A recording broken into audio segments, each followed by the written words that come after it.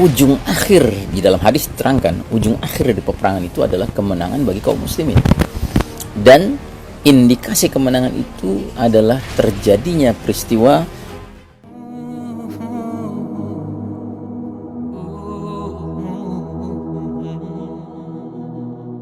Assalamualaikum warahmatullahi wabarakatuh. Alhamdulillahi rabbil alamin. Wassalatu wassalamu ala ashrafil anbiya'i wal mursalin Sayyidina Muhammadin wa ala alihi wa ashabihi ajma'in. Faqala Allah Ta'ala fi kitabihil karim ba'da a'udzubillahi minasyaitonir rajim. Ya ayyuhalladzina amanu taqullaha haqqa tuqatih wa la tamutunna illa wa antum muslimun. Hadirin jamaah rahimakumullah.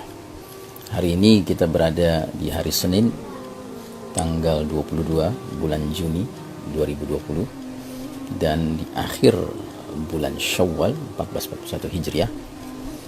Kita masih meneruskan kaji kita mengenai Ad-Dajjal ya. Dan hari ini kita memasuki pembahasan dengan tema prakondisi khusus menjelang keluarnya Ad-Dajjal. Namun sebelum kita masuk ke tema itu, ada satu ujung dari tema prakondisi umum menjelang keluarnya Dajjal yang perlu kita selesaikan, yaitu prakondisi berupa fitnah ad-duhaima ya. Fitnah ad-duhaima ini sudah pernah kita bahas juga, tetapi kita akan sedikit tekankan lagi karena pentingnya fitnah ini.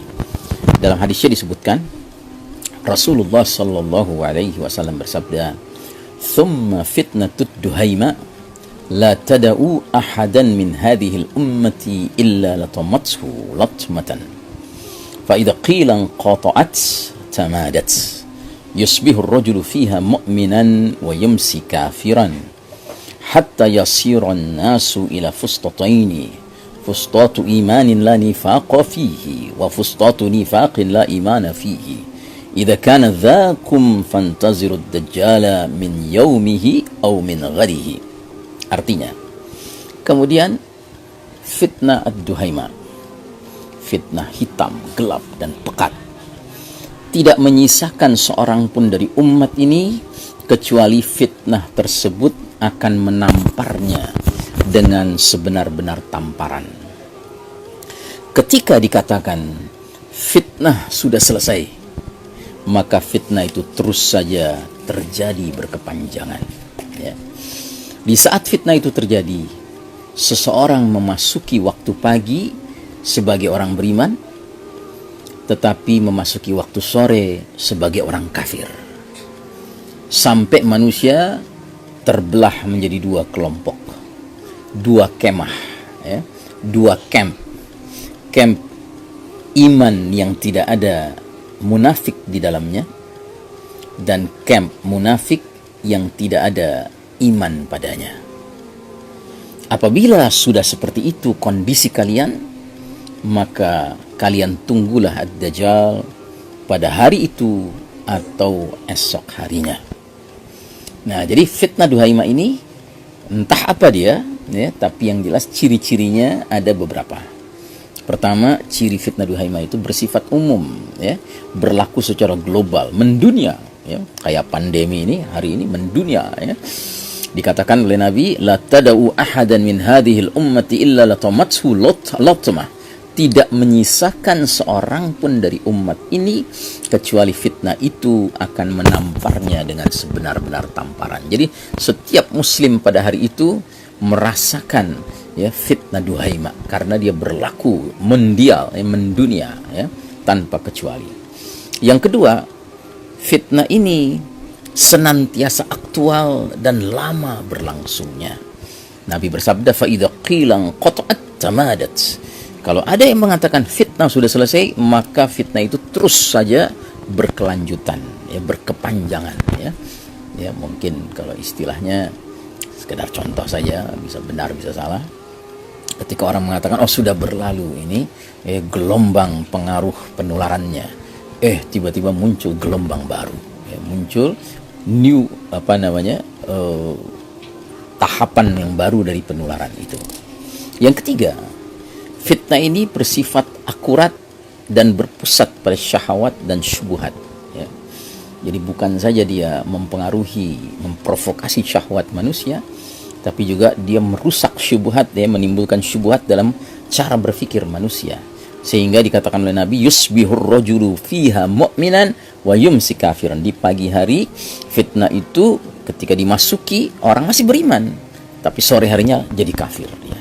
Jadi artinya fitnah Duhaimah ini sedemikian dahsyatnya pengaruhnya, sehingga dia menyebabkan seorang muslim tidak saja terjerembab, tidak saja terperosok ke dalam dosa kecil, bahkan bukan dosa besar, tetapi dosa yang para ulama mengatakan sebagai paling mengkhawatirkan, yaitu dosa nawaqidul iman, pembatal keimanan. Ya, bayangkan pagi hari masih beriman, sore hari menjadi kafir.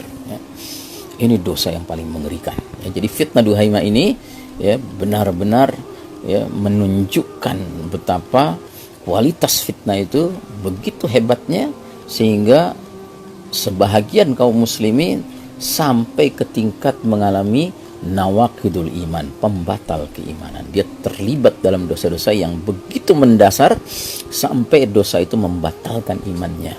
Dan kalau dia tidak kunjung sadar dan bertaubat dari dosa pembatal keimanannya, maka semua yang dia kerjakan semenjak dia terlibat dalam dosa itu, kebaikan apapun, amal soleh apapun, amal ibadah apapun, tidak ada nilainya di sisi Allah Ta'ala sebelum dia bertaubat dengan taubatan nasuha dari dosa nawaqidul iman itu.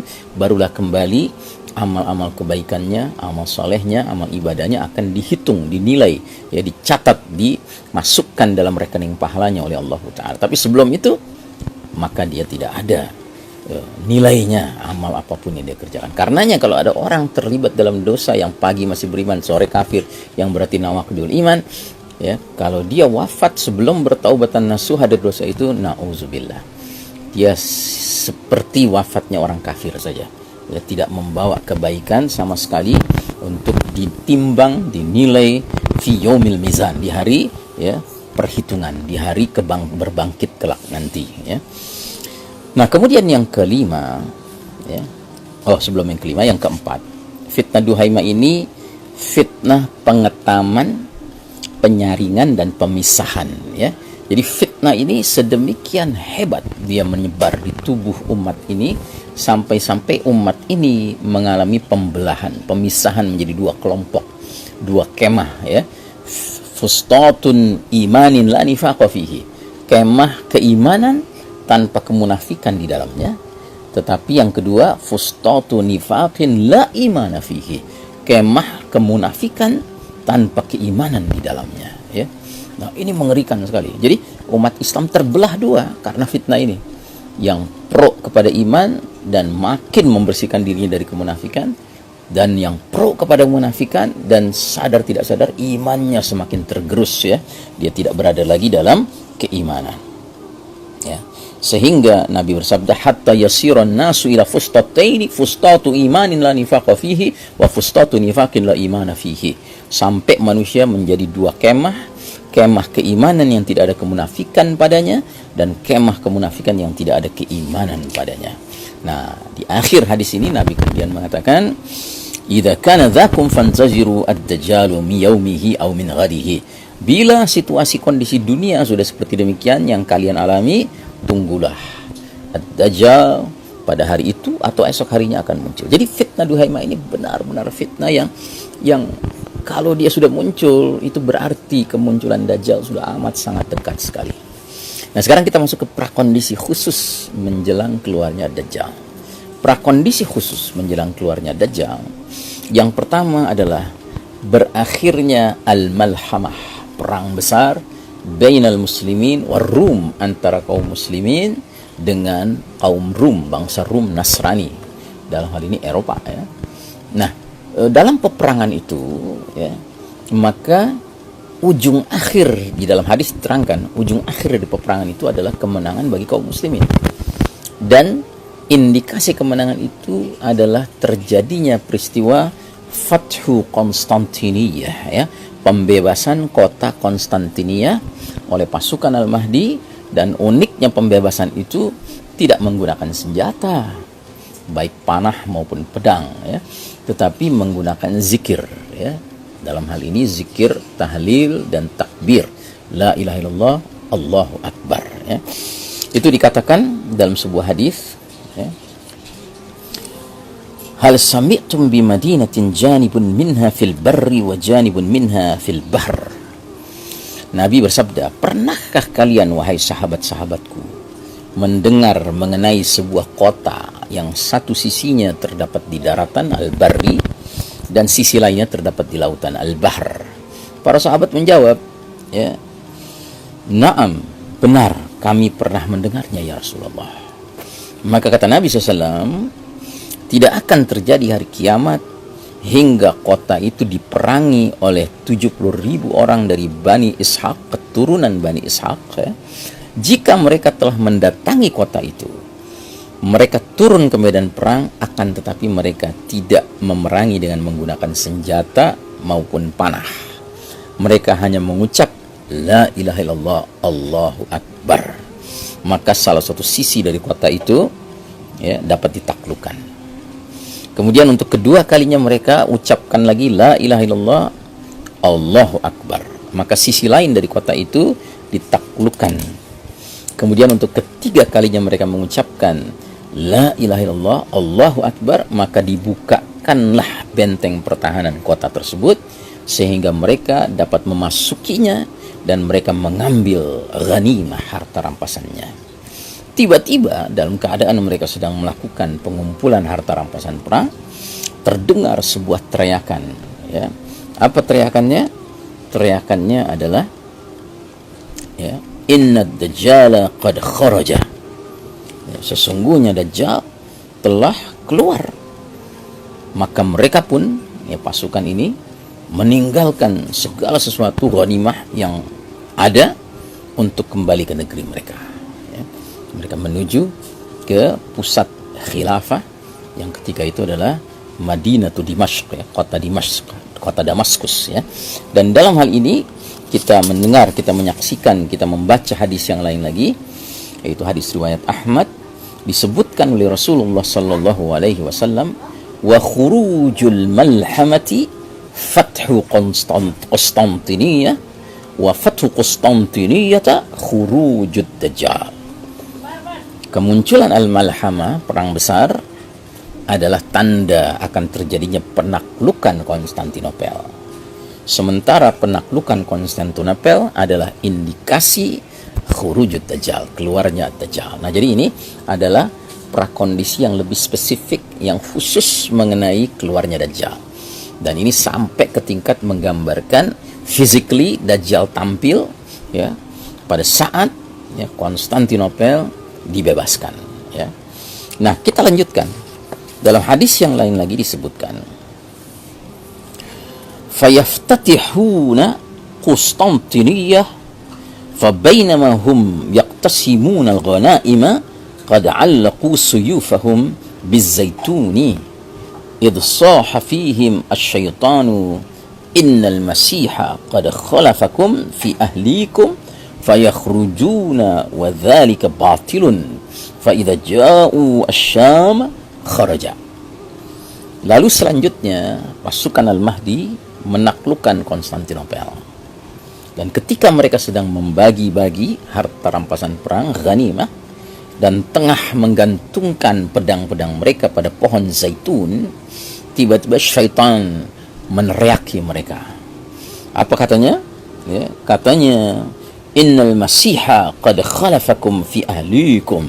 Sesungguhnya al-masihud dajjal telah menguasai keluarga-keluarga kalian, wahai para mujahidin, ya. Maka mereka pun, pasukan ini, berhamburan keluar, dan ternyata itu hanyalah hoax, ya, kebohongan belaka. Ketika mereka mendatangi Syam, barulah ad-dajjal muncul, barulah ad-dajjal mendekat ke arah Dimashq, ya, ke arah pusat khilafah di Syam ketika itu. Nah, jadi saudaraku rahimakumullah, ini adalah satu prakondisi spesifik khusus menjelang keluarnya ad-dajjal. Sementara kondisi khusus lain lagi, prakondisi khusus lagi menjelang keluarnya dajjal adalah munculnya fenomena 3 tahun kekeringan, ya. Disebutkan dalam hadisnya, Rasulullah sallallahu alaihi wasallam bersabda, "Idza kana qabla khurujid dajjal bi thalathi sinina habasat as-sama'u thulutha qatriha wa habasat al-ardu thulutha nabatiha.